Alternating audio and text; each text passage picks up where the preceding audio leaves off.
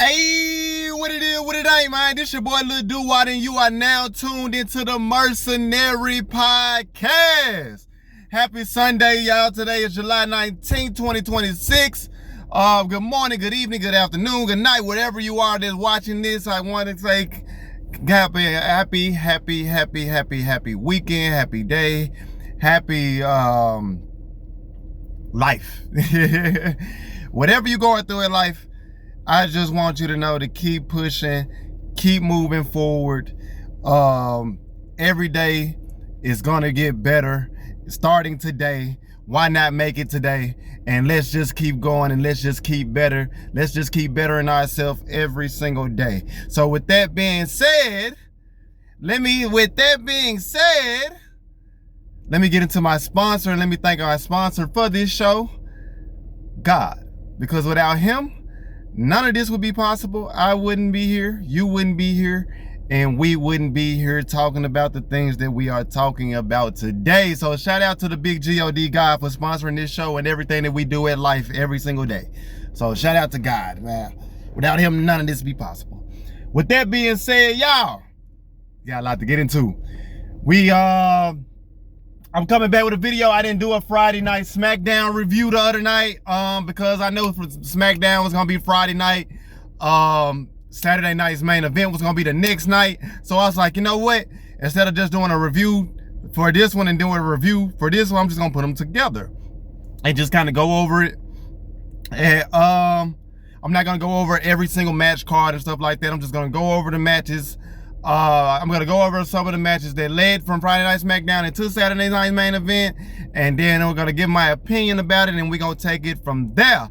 Because and to be honest with you, y'all, Saturday night's main event, I didn't get to watch it, just like I didn't get to watch SmackDown. So I work overnight now, so I don't get the chance to watch the shows other than Monday Night Raw.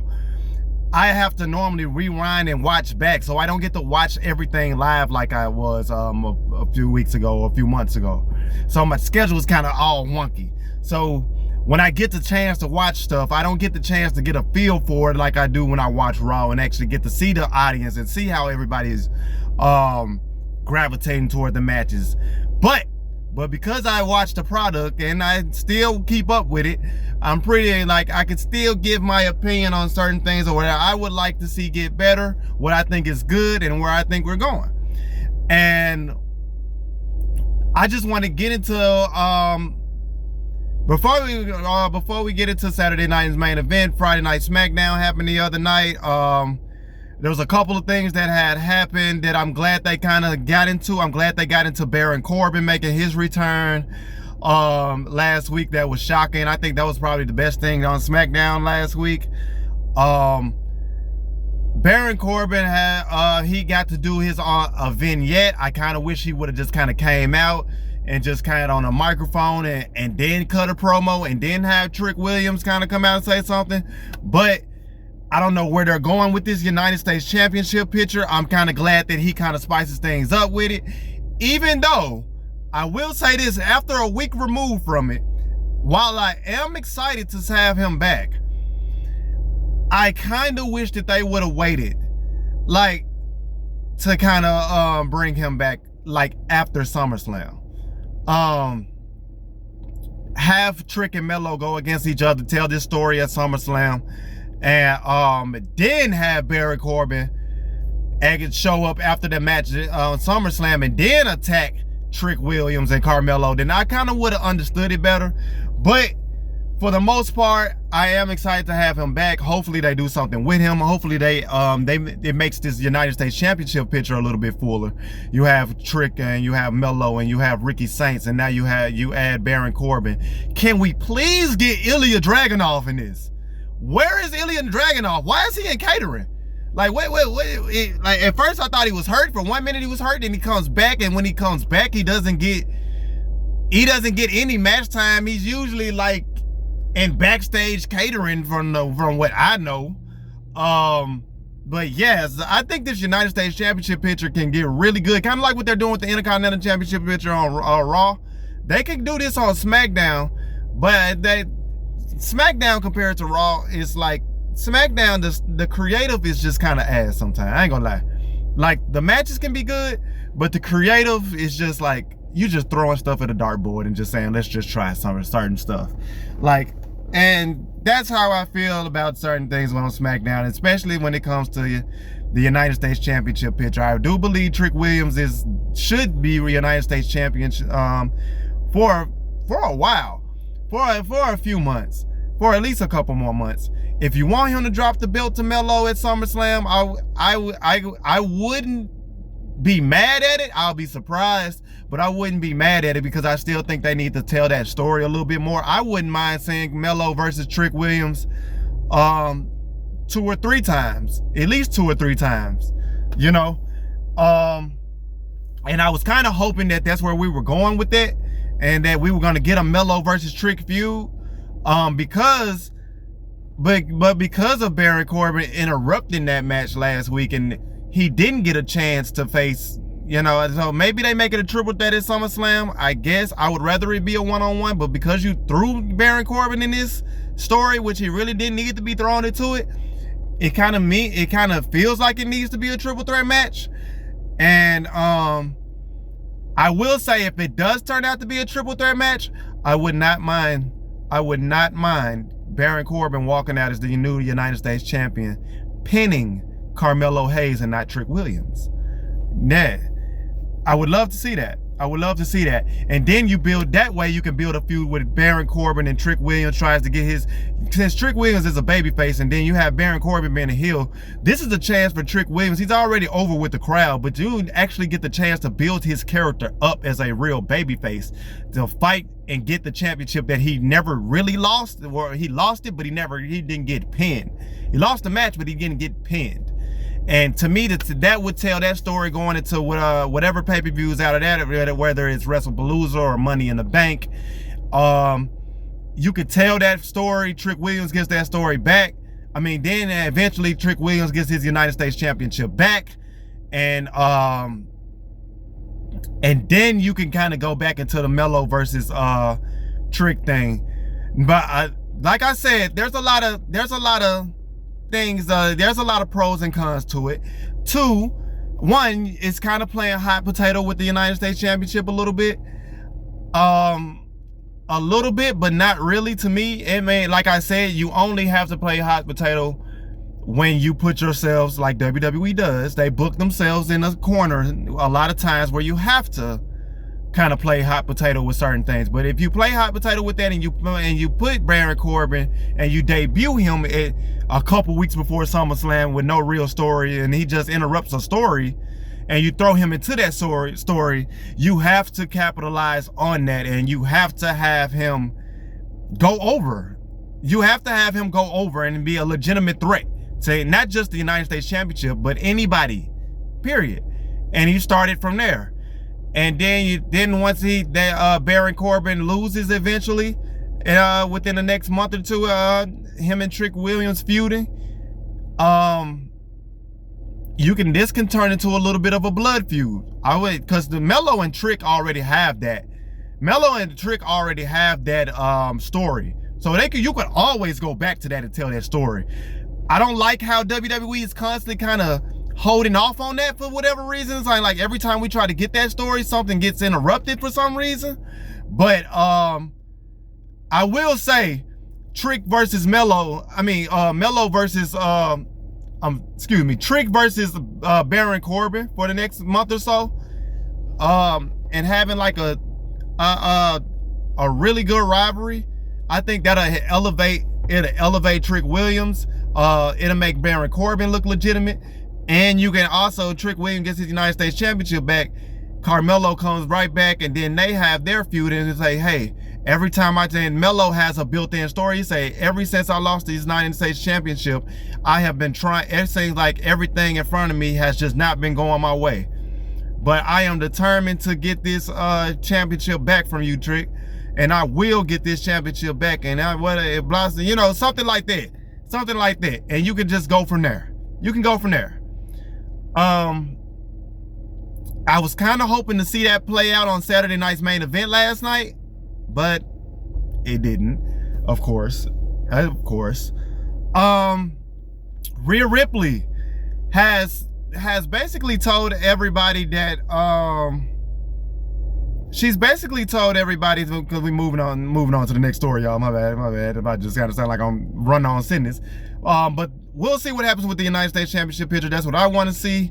But we'll see. But moving on, Rhea Ripley, she has breaking news. I guess if you want to say breaking news, she's already reported that we all knew she was hurt, but she's officially come out and said that she has a torn meniscus. WWE even coming out and said she has a torn meniscus. Now, me and everybody else with common sense is thinking like, damn, her having a torn meniscus probably means she's gonna drop the belt. WWE is like, nah, we not dropping the belt off her, because we want Rhea Ripley to have the belt on her for as long as we can, even if she's hurt, which she should drop the belt. She's hurt. I get she's a star, but come on, bro, like, drop the belt. But instead, they're having a ladder match to crown an interim women's champion, WWE women's champion, until Rhea Ripley comes back. And I'm just thinking to myself, y'all didn't do that for Naomi last year. Oh, because Naomi's gonna be out more than you don't want to do that. But Rhea has a legitimate partially torn meniscus that could have her out for a couple months, but because it's not a year, she doesn't drop the belt. That don't make sense to me. If you're hurt, you drop the belt. I don't care if you're hurt for 2 months or if you're hurt for 5 or 6 months. If you are hurt and you are legitimately injured, you have to drop the belt. You got to move the story along. You have to. Because now when you try to make an interim champion, I'm sorry, like, and I get that, and to any of the UFC fans, I know a lot of UFC fans, we have a lot of interim UFC champions and heavyweight champions, welterweight champions, lightweight champions, and then they go on to fight the guy who they were supposed to, for the actual champion, just so they can let's see who's the actual champion is. They do that in the UFC. And even then in the UFC, I don't like interim championships. You either are the champ or you're not. That's it. That's how I feel about it with this situation. And I basically feel like it's coming down to Charlotte and Jade. That's probably going to be the ones fighting for that interim championship, and that pisses me off so bad, because I love both Charlotte and Jade. I think Jade is doing some of the best character work she's had since she's been on the main roster. I do think she's so much more comfortable in her character, and then I do think that she's still developing and getting even better, and you can tell that she's getting better. I do think she does have a little bit of a problem with kind of trying to figure out the next spot sometimes. And to me, that's not just a Jade Cargill problem, that's a WWE problem. Everything is so choreographed that we blame these superstars, and they say we blame some of these superstars and say they can't wrestle. But for the most part, it's not so much that they can't wrestle. A lot of this stuff is super choreographed, and it doesn't look like it's a fight all the time. And I get that it's wrestling entertainment, and I get that it's professional wrestling, and I understand that you have certain spots that you have to get in the match. I get all of that. But this, at the end of the day, this is still a physical contact sport. Instead of it being so choreographed and focused on this spot and this spot, let's just have a brawl. Let's just make it look like a beating. Let's make it look like a fucking beating. Let's get back to that. Let's get back to matches actually looking like, not just like, it's cool to have a technical, like, if you're a technical wrestler and you want to see guys like Chad Gable and Daniel Bryan's go against each other, that's phenomenal. I ain't mad at that. But everybody's not a technical wrestler. And I do feel like that's WWE's problem a little bit. It's a little bit too choreographed, and for people like Jade Cargill, who's not a technical wrestler, it kind of makes her look a little bit it kind of makes her look like a little bit like she's off her game sometimes, because she can kind of think her spots and stuff a little bit. And I do feel like in this business, it's not so much always thinking. I think it should be more about reacting. So if you're always thinking and you're always thinking this spot, boom, boom, boom, I have to get here, get here, get here, you're not feeling, you're not reacting, you're not getting into your character work. You know what I'm saying? Like, it's cool to speak for certain spots here and there, but I don't think that's not a Jade Cargill problem. That's a WWE problem. That's just what I've noticed. I would love to see more physical matches that's not just so much on, you know, this spot versus this spot. I'm athletic and you're athletic and let's just do that. That's cool to see, but let's get back to Dean Ambrose's, Jon Moxley's type of brawling styles. Like, let's see, I want to see blood and gore. Like, I want to, like, not every match just needs that, but I'm just saying, you know, it's supposed to look like a fight. Let's make it look like a fight. And yeah, you know, you wouldn't have people overthinking on certain spots and stuff. But with that being said, that's neither here nor there. I do like Tiffany Stratton. She is the current women's United States champion. And she just and she qualified for the match. She qualified for this ladder match that's gonna take place to see who's gonna be the new women's interim champion. And let me just say, she beat I'm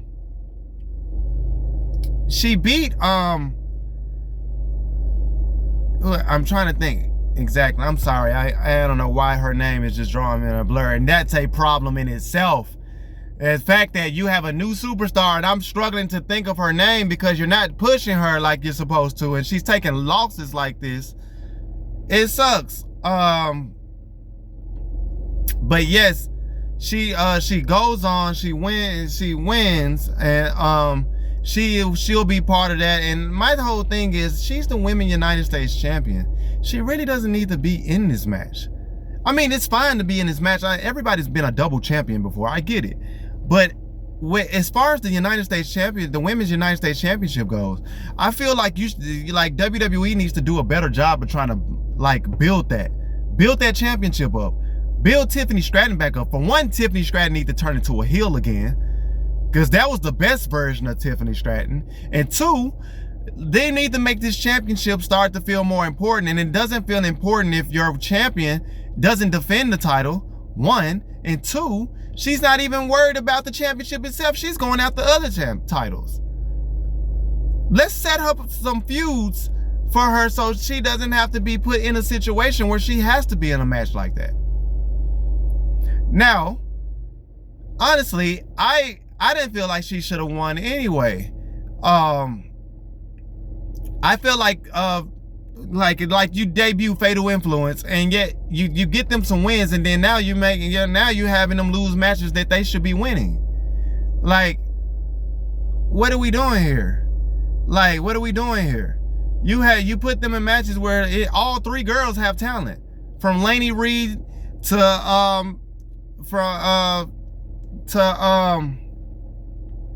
I don't know why their names keeps drawing the blank. Like, that is so crazy to me. I am so sorry that their names are drawing blanks to me right now.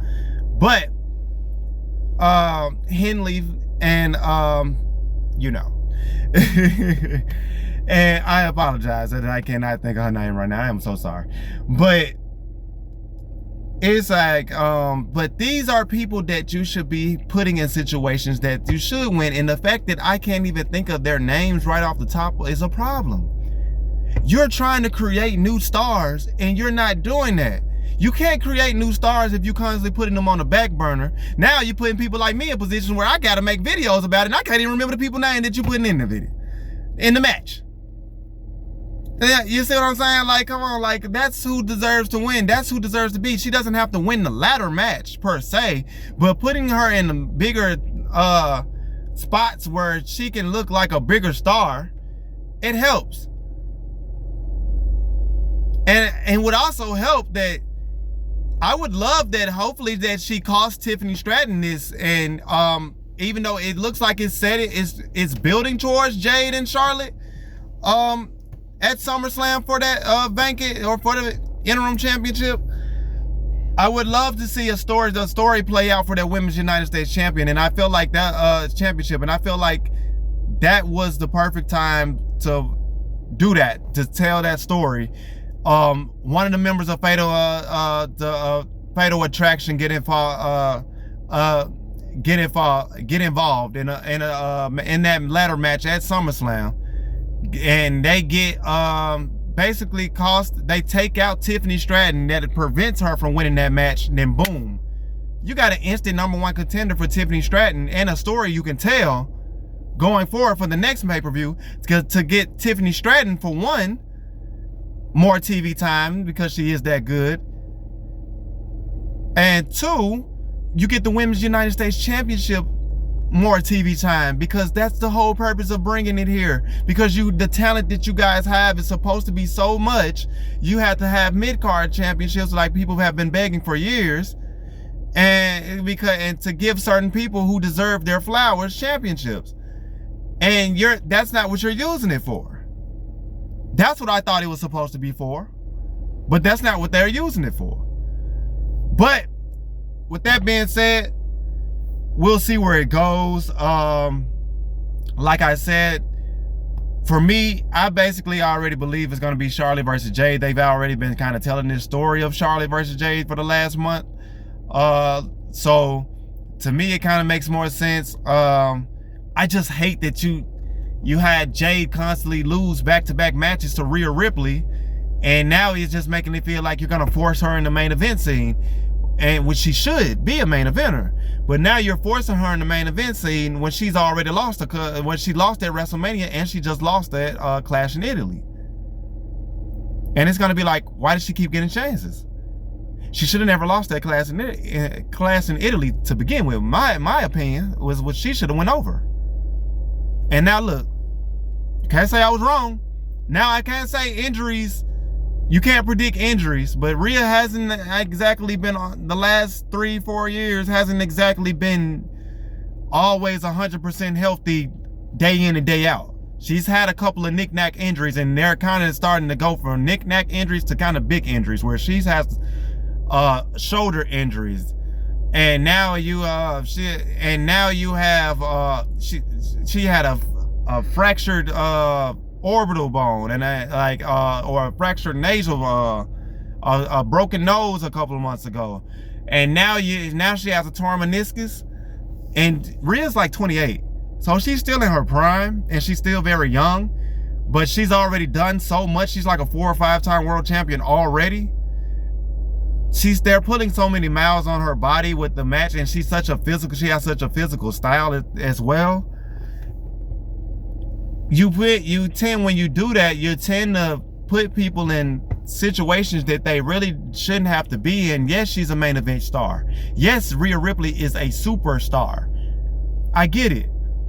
But when certain people, I guess that their plan was to have her have the championship all the way through next WrestleMania probably, I guess, but I don't agree with that. And I love Rhea Ripley, but I don't agree with that. I feel like, me personally, just being period, even from a world champion all the way to a tag team champion, I feel like the business is you should have a championship belt for at least even if you're at top level, you should have a championship belt for at least 3 to 4 months, 3, 4, 5 months. And then you should drop the belt to whoever's coming up and next. And that's how you create new stars. That's how because whoever has momentum and they're buzzing, get in that championship match. And let's run with it. That's how you create new stars. I don't care about people saying hot potato with a championship belt. I don't care. It's only hot potato when you're playing hot potato and you don't have a real story with certain stuff. And you're just hot potatoing it, just be hot potatoing it. If you're hot potatoing it to set up something to set up a star, to make somebody a bigger star than they was yesterday, I'm all for it. I'm all for it. So, but yeah, we'll see. We'll see where they go with that. I'm not a fan of the whole interim championship thing, but we'll see. We'll see. We also get into we also had a couple things that played out on SmackDown. We had a tag. Obviously Cody and And CM Punk are still having their issues, but it's so much going on SmackDown. It's just, as far as the main event scene, it's just so and and it's only because of the stories that they're telling. And it's only because of the stories that they're telling. It's just like, that's why I say it's so And I say that to say, I don't have a problem with CM Punk or Cody. I just have the problem with how they're booking certain stuff. Like, CM Punk just shows up and get a WWE Championship match and wins the WWE Championship. And you set up for SummerSlam for Punk versus Cody when you could have just did that to begin with and just had him win and not have Sammy win at Night of Champions. And then you still have Gunther in this. And it's just, it's a mess. It's a mess. But Friday night, Adam Pearce basically says that there's going to be a, I think it was Adam Pearce. It could have been Nick Aldis or Adam Pearce, but I believe it was Adam Pearce because Nick Aldis was supposedly not supposed to be at SmackDown, I think, but he did end up showing up. No, my bad. That's completely, that's false. That's false. I'm sorry. No, he didn't. But yeah, we get all of this. They have a little back and forth, going through, have a back and forth, and then and Adam Pearce sets up a match for Saturday night's main event that has a tag team match, or I think it was already set and put in place a few days ago anyway. But a tag team match with Sami Zayn and Gunther versus Cody Rhodes and WWE champion CM Punk. And I'm just like, why? Why? That's whatever. It's just, I feel like it was so many things. Y'all seen my previous videos, y'all know how I feel like this should have went. They could have, there's ways that you can tell a story, that you can get yourself out of bad booking, but WWE just doubles down on bad booking, and it just gets to a point where it just seems like they don't even be knowing sometimes. And it just be like the superstars are great, the matches are really good, and it's just like, tell a story that makes sense, and not makes sense by your standards, makes sense by human standards, by people that make sense, not just by WWE standards, by human standards. So with that being said, from that match being made, skipping over to Saturday night's main event last night, live from Madison Square Garden, fresh off Fanatics Fest in New York. Shout out to Michael Rubin for that, because Fanatics Fest every single year seems like it's getting bigger and bigger and bigger. And so shout out to Michael Rubin for that. The owner of the Philadelphia 76ers and Washington Commanders. He does this, he does the Fanatic Fest every single year. I normally know about the Fanatic Fest like during WrestleMania seasons and stuff like that, but the fact that they're doing this like a week or two before SummerSlam, shout out to Michael Rubin for that. Fanatics Fest is awesome. I want to go one of these days. But yes, with that being said, right off the back to Fanatic Fest, going into this Saturday night's main event, and I'm gonna be honest with you, I did not have a lot of high expectations for this Saturday night's main event anyway, because it wasn't really any card. There really wasn't really any matches that was supposed to be on this card. Outside of, there may be like 3 matches: Lyra and Bayley, Danhausen and JD McDonough, which we all saw this coming for like a month ago, and the tag team match that was just made, obviously, of Punk and Rhodes versus Gunther and Sammy.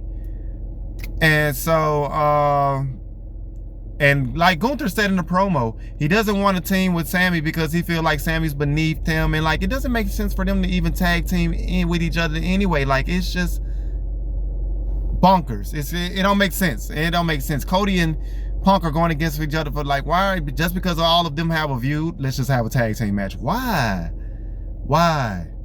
Just why? And so going into this Saturday night's main event, there was just it was a few action. We get a lot of stuff going on in the pre-show. Oba cut a promo with Stephanie McMahon. Good to see Stephanie McMahon at Madison Square Garden at Saturday night's main event as well. That's good. Anytime you get to see Stephanie, it's always a good thing to see her. I love watching her podcast. So shout out to Stephanie McMahon. She's in the ring with Oba Femi during the pre-show. Oba cuts in as usual. It's like when he talks, he just sounds like a Wakandan movie action hero. He just looks like he's supposed to be in the Black Panther. He is the ruler. He is the destroyer. He is the conqueror. He is the bringer of war. Whatever you want. He is the king of the ring. Whatever you want to call him, he is that, bro. And it's just like he doesn't have to cut a 10-minute promo like Seth Rollins did a couple weeks ago and put everybody to sleep. He doesn't have to cut he can keep it at 2 minutes, say what he has to say, get straight to the point. And the way he talks, the way he carries himself, his mannerisms, just everything just says this is the face of the WWE moving forward for the next 15, 20 years. Take all of my money. He just has it. He has it.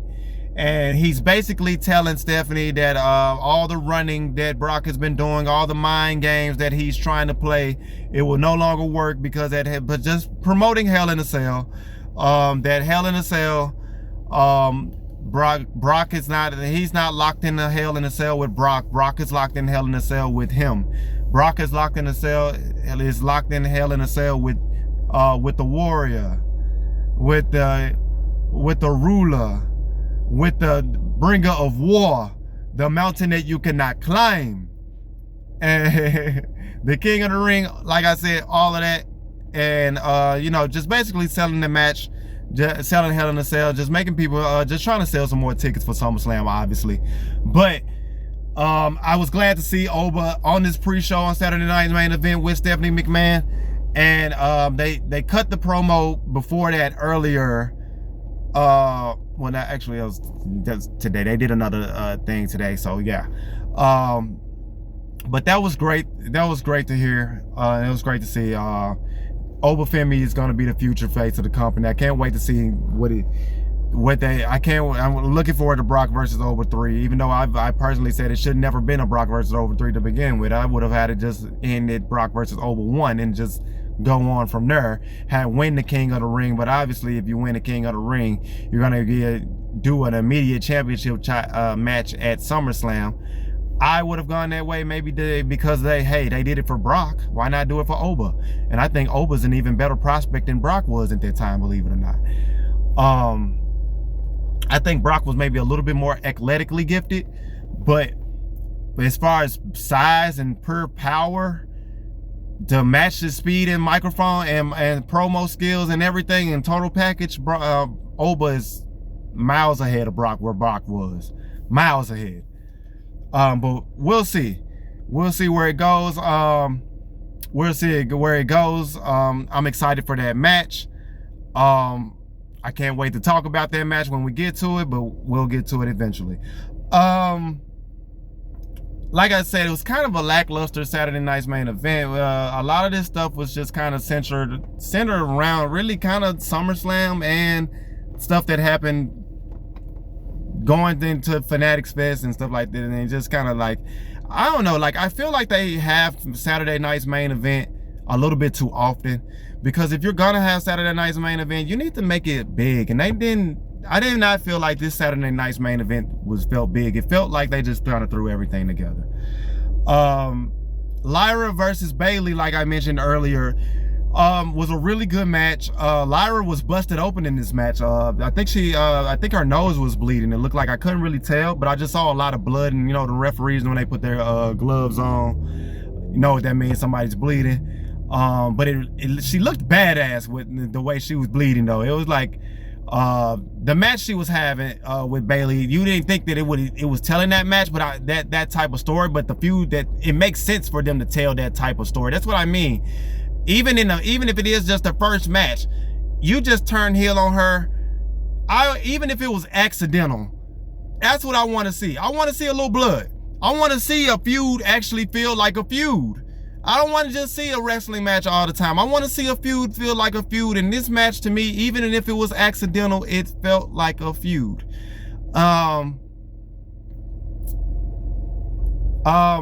It was a really good match. I love the story that they told. Lyra, and I love that Lyra actually picked up the win over Bayley in this match with a brand new submission move that she used. Made Bayley pass out. Bayley didn't even tap. She passed out. So that was a hell of a submission from Lyra Valkyria. I thought that was the right call because I kind of want to see this. I want to see this story keep progressing, and I want to see them have another match at SummerSlam that's even more physical, that's even more violent. And if you're gonna have a third match, like how the Brock and Over are gonna do, if you're gonna do that with Bayley and Lyra, I want to see that match have the highest stakes as well. So I love feuds that have like with CM Punk and Drew we had a couple years ago. When you're gonna have 3 matches, I love feuds feeling like a blood feud. And I feel like even if it was an accidental bust up, use that accidental bust up to make this feud into a blood feud. I like the trajectory that that Lyra can go. Not quite getting the character. I guess she's maybe lost her mind from all the losing. I guess that's what they're trying to tell. I think they can get a little deeper into that storytelling wise, character wise, of her personality a little bit. I guess they just want us to think a lot, think about what she is rather than explaining it. But I would love that she kind of explained her mindset a little bit more afterwards. But I'm happy she got the win. I expect them to have a rematch at SummerSlam, and I do expect Bayley to pick up that win at SummerSlam, and then I expect a part 3 at whatever pay-per-view is coming up next. I believe it's WrestlePalooza, or whatever. And I want and then I want this feud to go from there. And then you have the winner. Like I said, I have high expectations for this feud because the winner of this feud, I want to see them go on to do bigger and better things. I want to see them go to the Women's Intercontinental Championship. I would love to see Lyra get that Women's Intercontinental Championship back. I would love to see Bayley finally get an Intercontinental Championship, where I feel like the story should probably go. Even though I love having new stars get over in this day and age, I do feel like this story tells more so is more so for Bayley to get over and to beat Lyra in the best out of 3 matches. And I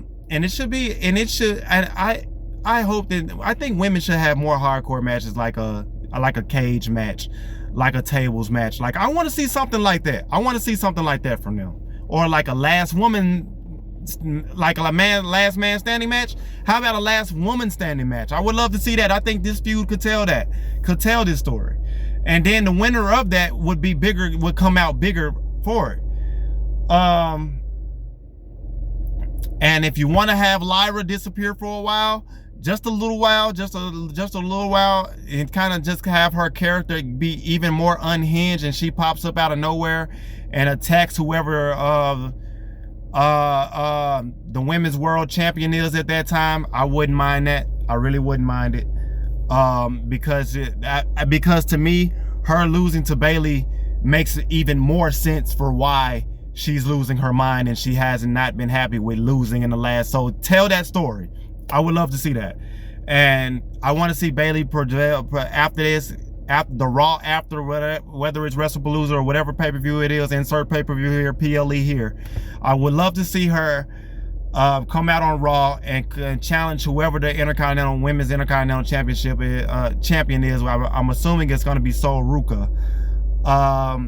And they have tell that story, and they have I know it's a little tricky when you have 2 baby faces telling that story, but I would love to see that match. And I still think there's a time and place. Everything doesn't always have to be a blood feud, and I don't think that needs to be a blood feud like Lyra and Bayley. I think Bayley and Sol Ruka could have an excellent wrestling match. I think it could be a really good match. And I think it'll be a challenge for Sol Ruka, because Bayley is one of the 4 horsewomen, and she is one of the best to ever do it. And I would love to see her go over in this match. I would love to see her go over in that match as well. So that's why, I mean, like, use stories to tell other stories to get to where you want to go. It's just like with Oba. If you want to have Oba do all of these things so you can eventually have him win the World Heavyweight Championship at Mania, fine. But do that for everybody else. Everybody else. That's all. But good match between Lara and Bayley. We'll see what happens after that. We get the tag team match. We get the CM Punk and Cody Rhodes versus Gunther and Sami Zayn. Like I said, just a whole lot of slop, I guess. The match was good. The story of the match was good. Gunther was about to Gunther had basically he hit the match ends with Gunther he grabs the WWE Championship, hits Cody Rhodes in the head with the championship, and then he gives Cody Rhodes his patented power bomb. The referee is knocked out.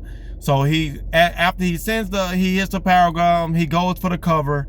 He's calling for a new ref. A new ref comes, slides into the ring, balling, like running 100 miles an hour to get to the ring. He's a runner. He's a track star. I thought that was kind of funny. And did a baseball slide into the ring. Like, oh, okay, man, that's what I'm talking about. But right before he can get the 1, 2, 3, Nick Aldis shows up and pulls the referee out of the ring. Gunther turns around. He's pissed off. He's yelling at Nick Aldis. As you know, they've been beefing the last few weeks. Now, Gunther has repeatedly put his hands on Nick Aldis, choked out Nick Aldis. And that's what happened. And Nick Aldis came back for his get back. And he hits Gunther in the head with the WWE Championship. CM Punk then comes back into the ring. He grabs Gunther, picks him up, hit him with a GTS, and then he pulls Cody, who was the legal man, over Gunther, and they get the 1, 2, 3, and the winner of the match is Cody Rhodes and WWE champion CM Punk. And if Gunther and Sammy would have won that match, SummerSlam would have been a fatal 4-way. That was the whole reason they had the tag team match. I kind of thought that they should have had a fatal 4-way anyway, just because of the story. But then you kind of have Nick Aldis and Gunther having the story, so I kind of feel like, yeah, that kind of makes sense. They probably not gonna go that way. Man, it kind of pisses me off a little bit, because it's like, where does you do with Sammy from here? I think it was a good match. The story was good, but it's like, what do you do with Sammy from here? What do you do with Sammy from here? I don't know. I don't know. And that's why I said, if you're not gonna have Sammy win why have Sammy win a championship if you're just not gonna have him be a part of this mix at all? Like, it's just, I don't know. I don't get that. I really don't get it. I really don't get it. But we'll see. We'll see where this goes after the match. There's a little bit of extracurricular between CM Punk and Cody Rhodes. They're shaking each other's hand and whatever, and congratulating Cody Rhodes holds his hand up because CM Punk hands up. As CM Punk is walking away and he puts the belt over his shoulder, the belt slaps Cody Rhodes in the jaw while CM Punk was walking away. And I was like, oh, what? I was like, oh shit. That was just like Cody was like, he was like, motherfucker. Like he said, I read it, he was like, motherfucker. And I was thinking to myself, like, did CM Punk do that shit on purpose? Because he did put a lot of force into that. Like, he did put a lot of force in that, like, because it showed like Cody was looking like, what the, like, you know what I'm saying? So, there was a lot of extracurricular that came from that. I'm interested. I guess that they're trying. WWE is using that to kind of tell a more personal story between Sammy and Cody, so you can kind of get more invested. And I guess they're gonna use something as small as a accidental belt slap is the reason why they're gonna make this feud more personal, I guess. I guess. We'll see, I guess. When you got two baby faces, it's kind of, you gotta throw darts at the wall, I guess, to get them over without having one guy turn heel on the other. So something like that, I guess, can have you. It piss a lot of people off too. Like, did he just slap me in the face with this championship belt? I know damn well he ain't just slapped me in the face with a goddamn championship belt. And that, so we'll see where they go from that. Cody versus CM Punk for the WWE Undisputed WWE Championship is pretty much locked in for SummerSlam now. I don't like what this story tells for Sami Zayn. I don't know what they're gonna do. I still hope that Sami Zayn gets involved in that match. I hope that, I am praying that Johnny Gargano finally gets up from whatever this planking thing is, this, like, whatever that is, and he finally helps Sami Zayn, and they help Sami Zayn, and then they get into the championship feud, and then and Sammy and Johnny and Sammy cost CM Punk and Cody, they cost them that match, and man, they have that match be a no disqualification. Or if you want to have a finisher or in a controversial finish, you can have, I would have Sammy get involved in that match, and he tries to cost Cody, and it backfires. But then once Cody turns around and he thinks he has it all, Johnny Gargano comes in and he kicks him in the nuts or something like that. You know, just spice it up. Sammy has been telling that story with Johnny Gargano for a few weeks now, couple months now. Let's make that a real deal. I'm gonna continue to come on this podcast and say, what are we doing with Johnny Gargano? What are we doing? I'm getting tired of watching every Friday and he just laying on his face, depressed. That ain't what I want to see. Not from Johnny Gargano. And he's supposed to be a Triple H guy, so why are you even playing this? Whatever. We'll see. Hopefully, they do something with that. Hopefully. They've been showing, and it's weird, he's been getting a lot of TV time lately, so hopefully he does. I hope that this is going somewhere, because he has been getting TV time lately for this. And I don't know if they just think this is funny, or it's not funny. I mean, it's a little funny, but it's like, let's do something with this. I don't want this to be a comedy thing, and then you're using the Johnny Gargano and this whole thing around the main event scene. Let's do something with it.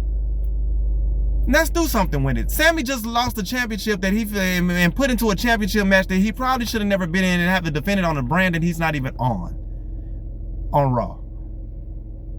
Let's tell that story. And let's get a triple threat between Sammy,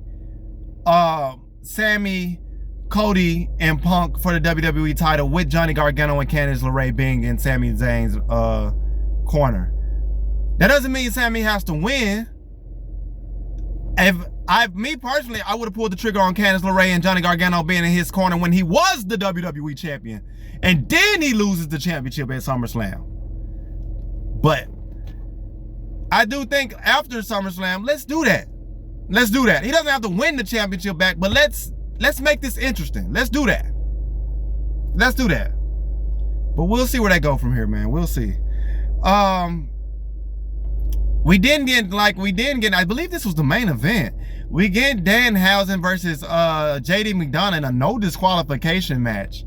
And you just knew it was going to be, when Danhausen, you just knew it was just going to be a whole lot of shenanigans. And it was a whole lot of shenanigans in that match. And to a point, I just watched the highlights. I didn't even want to watch the match because I kind of pretty much knew how everything was going to play out.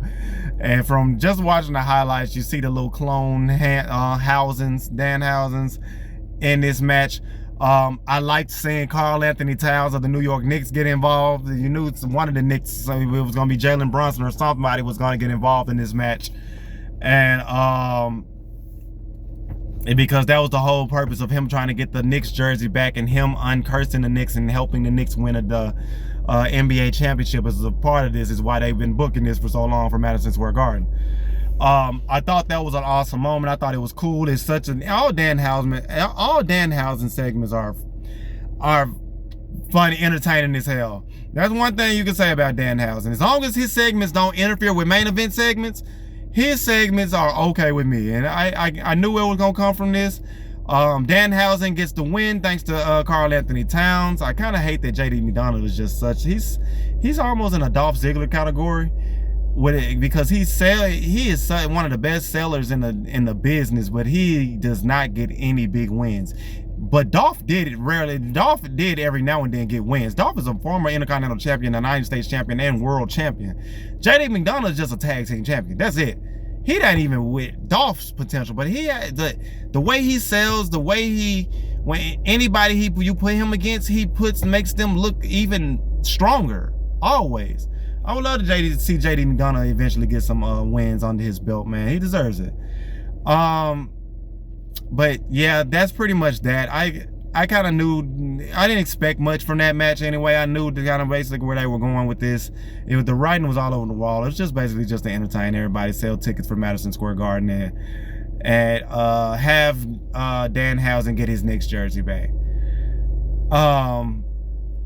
From Dominic and JD, after rightfully so, they stole the jersey because, yeah, you stole $100,000 from them, Danhausen. So of course they stealing the jersey, but yeah, I'm intrigued. I'm impressed. I mean, it was a good match. It was a very entertaining match. But overall, Night of Champions, Saturday night's main event was kind of about what I expected. Just kind of, it's all right. It's got more promos than matches than anything. I just thought it was weird that they had Roman Reigns and Jalen Brunson come out during Saturday night's main event, and Roman gifts Jalen Brunson, who's, as everybody knows that right now at this moment in time, Jalen Brunson is the king of New York. So obviously, yeah, him being in Madison Square Garden, huge pop, obviously. Roman Reigns gives him a Knicks World Heavyweight Championship with blue trimming on it, a World Heavyweight Championship back with the blue leather on it, with the Knicks colors. Like, I thought that was lit. I thought that was lit. And then they have the NBA championship there as well. So it was a lot. This segment was just a little crazy because they played Seth Rollins music, and then Tyrese Halliburton comes out because apparently, you know, we all know the Pacers and the Knicks, the storied rivalry that they have, and we all know how they feel about Tyrese Halliburton and the choke sign that he did to them a couple years ago in the playoffs. But I feel like them winning the championship now is just kind of like, it's not really a rivalry anymore. But it's always going to me, Knicks versus Pacers is going to always be a rivalry. I don't care who's a champion and who's not. That's always going to be a rivalry. So I get that. Why they brought Tyrese Maxey now? I mean, excuse me, I said Maxey. Tyrese Halliburton out, but having him come out to Seth Rollins music, I guess, or whatever, that just, whatever. It was all right. It's an okay segment. They have a little scuffle. Roman Reigns helps Jalen Brunson, and then Jalen Brunson they end this segment with Jalen Brunson holding up his championship, and then Roman Reigns holding up the NBA championship as well. So I guess like WWE is just milking this Knicks championship thing. They are milking it. They are milking it, and they are milking it with Danhausen. Now they are milking it with Roman Reigns. Like, come on, y'all. Like, we get it. They won a championship a month ago. Let's move on. Let's move on. I get it, but let's move on. Overall, Saturday night's main event was pretty. It's okay. So it's all right. So it wasn't nothing that you should have to, I would say, go back and rewatch. There was I guess it's basically more of a continuation of more stories that just kind of lead into SummerSlam. Is why I felt like, why even have this Saturday night's main event? And if you're gonna just use this Saturday night's main event just to kind of, which I think they should use it to tell stories for SummerSlam. But when you have SummerSlam and Saturday Night Main Event this close to each other, you can only do so much with that card. And if you knew Saturday Night's Main Event was coming up, book Saturday Night's Main Event to have better matches and better stories that are going to go into SummerSlam. Because it just kind of feels like some of this stuff was just kind of put together kind of at the last minute. That's just how I feel about it. They have a SummerSlam kickoff show earlier today, a few hours ago, and Cody Rhodes addressed CM Punk about the championship slap thing yesterday and last night, and Punk was letting him know, like, look, man, brothers fight sometime. It was an accident. Things happen in the heat of the moment. I wasn't trying, and then Cody's like, nah, I'm not believing this. I'm not. He said, for one, you're not my brother, and I'm happy to see Cody Rhodes not on this brother shit like Roman himself was a couple weeks ago. Y'all supposed to be actual rivals, and y'all was on that brother shit. But I like Cody Rhodes saying what he said to CM Punk. He's like, yeah, you're not my brother, and let's stop pretending with this whole what do you say? With this whole good guy bullshit that you're doing. And like he says, he said that, according to Cody Rhodes, and I quote, that CM Punk's mask slipped off for a second and he got caught. And they have a little, CM Punk says it was an accident, but he says, like, I'm glad that we're finally we're finally getting into this. We're finally getting into this feud, or something like that. Or we're finally getting into what we really want to get into. He says that was an accident, but this is on purpose. And he mugged him in his face. And now Triple H is calling, Triple H, who was on the stage, is calling for police to separate both Cody and CM Punk. So I like it. I like it. It's building tension toward it's building attention for Cody and Punk that they really need for SummerSlam coming up in the next week or so. So we'll see in the next couple of weeks. So we'll see. We'll see where they go from there. I like that they did tell that story. I did that they chose to have a kickoff show to tell that story, and not just wait to the pay-per-view to tell that story, to have that kickoff show moment. So I do like that they did that ahead of time, so you can kind of give you a little bit more meat on the bone. I still think overall the story can get a little bit better, but at least I can see what they're trying to do, and I see what they're trying to get better, so I can appreciate that.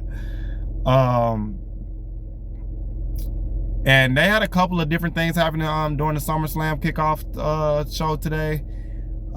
It's kind of like, I want to say kickoff, like it's crazy they call it a kickoff, but then SummerSlam isn't for another couple of weeks, but they're just kind of, trying to promote it, which I feel like they should do more often than not just wait till the day of.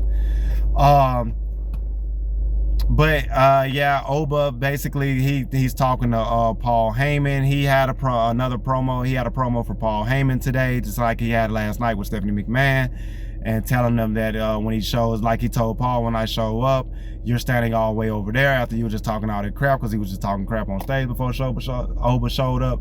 And he said all the cheating, all the running away, all of that is gonna be over at Hell in the Cell. Obafemi he's gonna show Brock Lesnar why he's the ruler, the destroyer, the king of the ring, the one of one, and at Hell in the Cell it all ends. So, just kind of basically saying the same thing he said last night at Saturday Night's Main Event, just kind of hyping SummerSlam up. So this is basically all this has been. But we'll see where they go from here. That's all I have. We'll see where they go. Like I said, certain stuff could be better. Certain stuff could be better. Certain stuff I liked, a lot of stuff I didn't, but I can kind of meet you in the middle and see where it can get better, and where they can go, I can at least see where they are trying to go. But with this said, before I end this podcast, let me just give thanks to my sponsor, your sponsor, our sponsor, God. Because without him, none of this would be possible. I wouldn't be here, you wouldn't be here, and we wouldn't be talking about the things we are talking about today.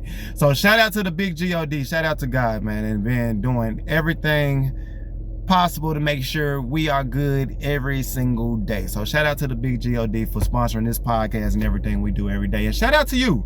Shout out to the people who subscribe to this channel and who's been grinding with me for sure. Y'all know this every day. I'm always gonna give y'all flowers. I'm always gonna give y'all a shout out. Thank y'all. Keep showing me love. Keep sharing. Send comment. You know, like, comment, and more topics. Anything y'all want me to talk about, I appreciate it. And to any new subscribers, welcome to my channel. I appreciate y'all for coming. Hit the subscribe button, like, comment. Any topics you want me to talk about, anything you disagree with me with, anything you would like to see going forward, whatever. Just get into it. Leave it in the comment section below, and I'll do my best to get it to get your feedback and put that feedback into the next video. But with that being said, this has been another episode of the Mercenary Podcast. I appreciate y'all. I hope y'all have a great weekend. I'm gonna be back with another video tomorrow for my Monday Night Raw review. And it's probably more likely gonna be tomorrow night. It may be tomorrow night. It may be Tuesday morning. We'll see. I'm gonna come back with a Monday Night review. I'm gonna try to do it more so tomorrow night, but we'll see.